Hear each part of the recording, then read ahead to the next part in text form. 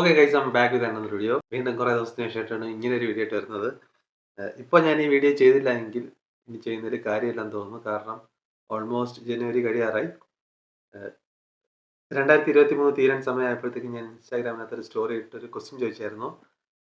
2024 എങ്ങനെയായിരിക്കും നിങ്ങളൊന്ന് പ്രെഡിക്റ്റ് ചെയ്യുക എന്ന് പറഞ്ഞിട്ട്. പക്ഷേ പലരും വിചാരിച്ചത് എൻ്റെ ലൈഫിൽ എന്ത് മാറ്റം സംഭവിക്കുമെന്നാണ് ഞാൻ ചോദിച്ചതെന്നാണ്. പിന്നെ ഞാനത് ക്ലാരിഫൈ ചെയ്തിട്ട് ഗ്ലോബലി 2024 എന്തൊക്കെ ചേഞ്ചാണ് സംഭവിക്കാൻ പോകുന്നത് എന്ന് നിങ്ങൾ പ്രെഡിക്റ്റ് ചെയ്യുക എന്ന് പറഞ്ഞിട്ട് വീണ്ടും ഒരു സ്റ്റോറി ഇട്ടായിരുന്നു. അപ്പോൾ കുറച്ച് പേരെ വന്നിട്ട് പറഞ്ഞുള്ളൂ കുറേ കാര്യങ്ങൾ, ഇന്ന കാര്യങ്ങളൊക്കെ നടക്കുന്നത്. അപ്പോൾ അതൊക്കെ നമുക്കിന്ന് നോക്കാം. എന്തൊക്കെയാണ് ഓരോരുത്തർ പറഞ്ഞിരിക്കുന്നത്, 2024 എന്തൊക്കെയാണ് നടക്കാൻ സാധ്യത, ഓരോരുത്തരുടെയും മൈൻഡിൽ എന്തൊക്കെയാണ് തോന്നിയിട്ടുള്ളത്, അതൊക്കെ നമുക്ക് നോക്കാം. അപ്പോൾ അതാണ് ഇന്നത്തെ ഈ വീഡിയോ എന്ന് പറയുന്നത്. ഇതിനകത്ത് ആദ്യം വിച്ചു ദിലീപ് പറഞ്ഞിരിക്കുന്നത് ഫ്ലൈയിങ് ടു അബ്രോഡ് എന്നാണ്. അബ്രോഡ്. അടുത്ത് കട്സ് കളർ, അതായത് അനൂപേട്ടനാണ്. എൻ്റെ കൂടെ മുന്നേ വർക്ക് ചെയ്തതാണ് സിവിലിയൻസിൽ, എഡിറ്റർ ആയിരുന്നു അവിടുത്തെ. അനൂപേട്ടൻ പറഞ്ഞത് പെണ്ണ് കെട്ടുമായിരിക്കും. അത് എന്നെ ഉദ്ദേശിച്ചാണ് പറഞ്ഞത്. എന്നെക്കുറിച്ച് പ്രെഡിക്റ്റ് ചെയ്തിരിക്കുകയാണ് പെണ്ണ് കെട്ടുമായിരിക്കും എന്നത്. അനൂപേട്ടൻ പറഞ്ഞതിൽ എനിക്ക് ആഗ്രഹമുണ്ട്. പെണ്ണ് കിട്ടുമായിരിക്കും എന്നാണ് അനൂപേട്ടൻ പറഞ്ഞിരുന്നതെങ്കിൽ ഓക്കെ, അത് നടന്നാലേ ഇത് നടക്കും. അപ്പോൾ അടുത്ത് Navya Panoli, turn over A new life. ഏറെക്കുറെ എൻ്റെ കാര്യം ആണ് പറഞ്ഞത്. ആണ്. ഏറെക്കുറെ 2023 വെച്ച് നോക്കുമ്പോഴത്തേക്കും 2024 ഒരു പുതിയൊരു ചേഞ്ച് ഞാൻ ട്രൈ ചെയ്യുന്നുണ്ട്. രഞ്ജിത്ത് അതും അതുപോലെ തന്നെയാണ്. പുറത്തോട്ടോ ഇങ്ങോട്ടോ പോകുന്ന പറഞ്ഞിട്ടൊക്കെ അവനും പറഞ്ഞിരിക്കുന്നു. Abhirami, fly to Canada. Arun, the plan. ആ പ്ലാൻ എന്താണെന്ന് പറഞ്ഞൂടാ. അടുത്ത് അമൃത മിസ്, നമ്മുടെ സിവിലിയൻസിലെ, you will be in UK. അടുത്ത് Pachu dreaming girl. No idea, എന്ത് നടന്നാലും നല്ലതായിരിക്കട്ടെ. ഇവരൊക്കെ പറഞ്ഞിരിക്കുന്നത് എൻ്റെ കാര്യമാണ്, എനിക്ക് നടക്കാൻ പോകുന്ന കാര്യമെന്ന് പറഞ്ഞിട്ടാണ് അവർ പ്രെഡിക്റ്റ് ചെയ്തിരിക്കുന്നത്. നമുക്കതല്ല വേണ്ടത്. ഗോകുൽ എന്നെ കുറിച്ച് പ്രെഡിക്റ്റ് ചെയ്തിരിക്കുകയാണ്. നീ നന്നാവിടെ കോഴിത്തരം വിട്ട്. മിസ്റ്റർ ഗോകുലുണ്ണി, എന്നെക്കുറിച്ച് പറഞ്ഞതിൽ രാഹുൽ ചന്ദ്ര, ദീപിൻ ചേട്ടൻ്റെ 2ാം കെട്ട്. ആദ്യത്തെ കെട്ടെങ്കിലും ഒന്ന് നടക്കട്ടെ. അത് കഴിഞ്ഞിട്ട് നമുക്ക് 2ാമത്തെ കെട്ട് കെട്ടണോ വേണ്ടെന്ന് ആലോചിക്കാം. ഓക്കെ. ആൽഫി, എൻ്റെ കസിനാണ്. You will get married. നീ തന്നെ ഇത് പറയണം. യൂട്യൂബിനകത്ത് പോയി അവൻ്റെ യൂട്യൂബ് ചാനലാണ്, സെർച്ച് ചെയ്ത് നോക്കിയാൽ നിങ്ങൾക്ക് കാണാൻ സാധിക്കും. എൻ്റെ പല വീഡിയോസിനകത്ത് വന്നിട്ടുണ്ട്. ഒരു അനിയൻ എന്ന നിലയ്ക്ക് അവൻ എന്തുകൊണ്ടാണ് യു വിൽ ഗെറ്റ് മാരീഡ് എന്ന് പറഞ്ഞത് എനിക്കറിയാം. സീനിയാരിറ്റിക്ക് വേണ്ടിയിട്ടാണ്. ഇത് കഴിഞ്ഞാലേ അവിടെ കെട്ടാൻ പറ്റൂ. എൻ്റെ മനസ്സിൽ എനിക്ക് മനസ്സിലാവുന്നുണ്ട്, അത് നടക്കൂല പെട്ടെന്നൊന്നും. അപ്പോൾ ഇതൊക്കെയാണ് എന്നെക്കുറിച്ച് പറഞ്ഞ കുറേ കാര്യങ്ങൾ. നമുക്കിനി അല്ലാതെ ഗ്ലോബലി എന്തൊക്കെ ചേഞ്ച് സംഭവിക്കും എന്ന് മറ്റുള്ളവർ പറഞ്ഞത് എന്തൊക്കെയെന്ന് നമുക്കൊന്ന് നോക്കി നോക്കാം. ഒന്നുമില്ലേടേ. അഞ്ചിമ സനൽ, COVID-24. അതൊരു നല്ലൊരു സംഭവമാണ് കേട്ടോ. പക്ഷേ കോവിഡ് ഇവിടെ ഉണ്ട്, എല്ലാവർക്കും വന്നു പോകുന്നുണ്ട്.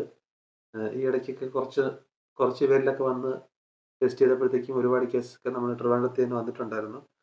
നല്ല ചൂട് ഗൈസ്, വേർത്തൊക്കെ ഇരുന്നിട്ടാണ് നിങ്ങൾക്ക് വേണ്ടി വീഡിയോ ചെയ്യുന്നത്. സോറി, എനിക്ക് വേണ്ടി ഇതൊന്ന് വീഡിയോ ചെയ്യുന്നത്. അപ്പോൾ ഇടയ്ക്ക് എല്ലായിടത്തും വന്നിട്ട് പോയിട്ടുണ്ടായിരുന്നു കോവിഡ്. പലർക്കും വന്നിട്ടുണ്ട്, പലരും ടെസ്റ്റ് ചെയ്യാത്തതുകൊണ്ട് അറിയാൻ സാധിക്കുന്നില്ലെന്നേ ഉള്ളൂ. അപ്പോൾ COVID-24 ഇപ്പോൾ ഇവിടെ ഉണ്ട്. അതുകൊണ്ട് 23-ലും 24-ലും ഒക്കെ കോവിഡ് ഉണ്ട്. കോവിഡിന് നമ്മളോടൊപ്പം തന്നെ അങ്ങോട്ടുണ്ടാവും. പക്ഷേ അത് നമ്മൾ അതിൻ്റെ കൂടെ തന്നെ നമ്മൾ ജീവിച്ചു പോകും, അത്രേ ഉള്ളൂ. അപ്പോൾ COVID-24 എന്ന് പറയുമ്പോൾ ഇപ്പോൾ കോമൺ ആണ്. നമുക്കത് കേൾക്കുമ്പോഴത്തേക്കും വലിയൊരു പേടിയൊന്നും തോന്നാത്തൊരവസ്ഥയാണ്. എന്തായാലും അഞ്ചിമ സനൽ ഇങ്ങനെ റിക്കമെൻഡ് ചെയ്തതിന്. അടുത്ത് വർഷ, വർഷ എന്നോട് വർക്ക് ചെയ്യുന്നതാണ്. വർഷ പറഞ്ഞത്, ഇത് നമുക്ക് പിന്നെ നോക്കാം. ഇതില് കുറച്ച് കോംപ്ലിക്കേഷൻസ് ഉണ്ട്. ചിലപ്പോൾ ഇത്തവണ അത് സംഭവിക്കേണ്ട സാധ്യത ഒരുപാട് കൂടുതലാണ്. ഗ്രിഫിക്സ് പറഞ്ഞതിനെ കുറിച്ച് നോക്കാം. റെഡ് സ്ട്രീക്ക് പറഞ്ഞേക്കുകയാണ്, യുഎസ് ദ്വീപിൻ എന്ന നെയിം ഈ ഇന്ത്യ മൊത്തം അറിയും. അവരും എന്നെക്കുറിച്ചാണ് പറഞ്ഞിട്ടുള്ളത്. പ്രോബബ്ലി അതിനുള്ള ചാൻസ് കൂടുതലാണ്. ഈ വർഷം അത് സംഭവിക്കും ഉറപ്പായിട്ടും. യെസ്. അവൻ പറയുന്നതിലൊക്കെ ചിലപ്പോൾ ഒക്കെ കാര്യം ഉണ്ടാവും. അവൻ അങ്ങനെയാണ്. അവനറിയാം എന്തൊക്കെ സംഭവിക്കുമെന്ന്. ഒരു ഫയറിന്റെ എമോജിയൊക്കെ ഇട്ടിട്ടുണ്ട്. എന്തായാലും അങ്ങനെ സംഭവിക്കട്ടെ. ഗ്രിഫിക്സ്, നിന്നോടൊപ്പം ഞാനും പ്രാർത്ഥിക്കാം. യുഎസ് ദ്വീപിൻ എന്ന നെയിം ഈ ഇന്ത്യൻ മൊത്തം അറിയട്ടെ. പാവം. വിഷ്ണു. അടുത്ത്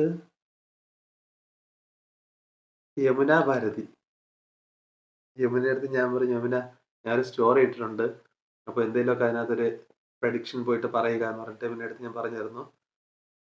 എന്ന് പറഞ്ഞിട്ട് ഇങ്ങനെ തിരിഞ്ഞിട്ട് ഫോൺ നോക്കിയപ്പോഴത്തേക്ക് യമുന അതിനിടയ്ക്ക് പോസ്റ്റ് ചെയ്തായിരുന്നു, സുനാമി വരും, മുല്ലപ്പെരിയാർ ഡാം പൊട്ടും.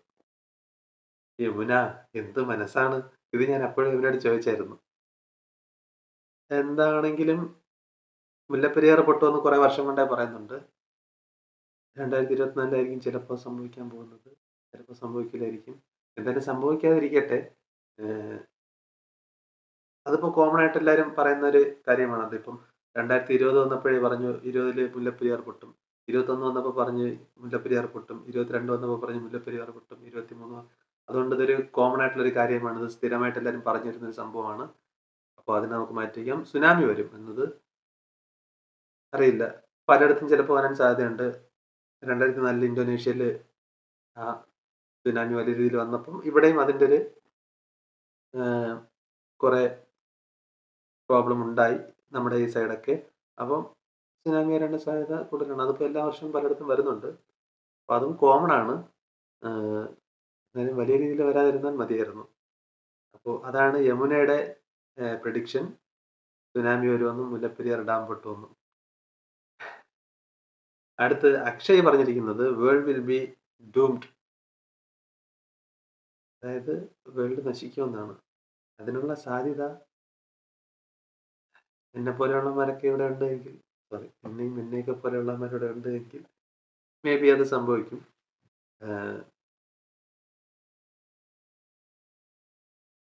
ഓക്കെ, ഞാനൊന്നും പറയുന്നില്ല.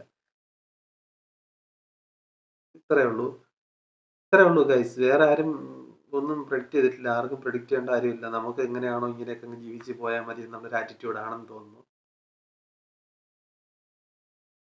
ഇനി നമുക്ക് വർഷയുടെ ആ ഒരു പ്രഡിക്ഷനിലോട്ട് വരാം. RCB കപ്പടിക്കും.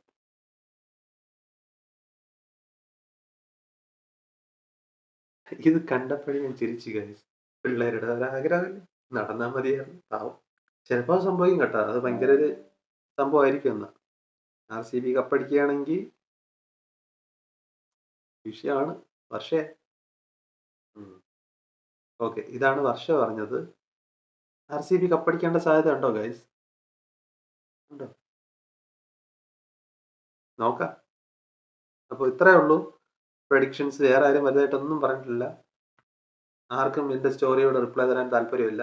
നമുക്കറിയാം നമ്മളെ ഒരുപാട് പേര് കാണുന്നുണ്ട്, പക്ഷേ ആരും നമ്മളെ മൈൻഡ് ആക്കൂല. ഇത്രയേ ഉള്ളൂ. അപ്പോൾ ഇത്രയൊക്കെ ഉള്ളൂ ഗൈസ്. ഈ ഒരു വീഡിയോ ചെയ്യാനാണ് ഞാൻ ഇത്രയും ദിവസം വെയിറ്റ് ചെയ്യുന്നത്. നിങ്ങൾക്ക് എന്തെങ്കിലും ഇൻട്രസ്റ്റിംഗ് ആയിട്ടുള്ള സംഭവങ്ങൾ 2022 സംഭവിക്കാൻ പോകുന്നു എന്നതിനെ കുറിച്ചിട്ട് പ്രെഡിക്റ്റ് ചെയ്യാൻ പറ്റുമെങ്കിൽ അത് നിങ്ങൾ ഈ വീഡിയോയുടെ കമൻറ്റ് ബോക്സായിട്ട് ചെയ്യുക. കമൻറ്റിൽ തട്ടിവിടുക. അപ്പോൾ ഇതിനെക്കുറിച്ചൊരു ചെറിയ വീഡിയോ ചെയ്യണമെന്ന് വിചാരിച്ചു. അതുകൊണ്ടാണ് ഇന്ന് ഈ ഒരു വീഡിയോ ഇട്ട് വന്നത്. നിങ്ങളുടെ പ്രഡിക്ഷൻസ് മറക്കാതെ കമൻറ്റ് ചെയ്യുക.